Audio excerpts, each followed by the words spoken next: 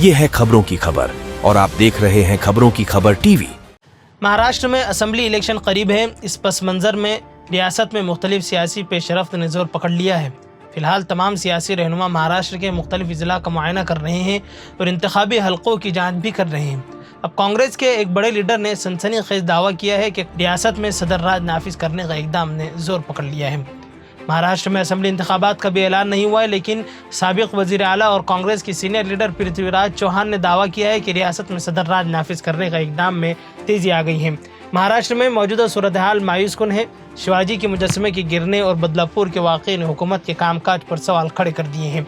इस मनफी माहौल से छुटकारा पाने के लिए रियासत में सदर राज नाफिज किया जाएगा, इस तरह पृथ्वीराज चौहान ने दावा किया है। सानी इंटरनेशनल हज उम्रा टूर्स एंड ट्रैवल्स। हज उम्रा जाने के ख्वाहिशमंद हजरात स्क्रीन पर दिए गए नंबर्स पर कॉल करें।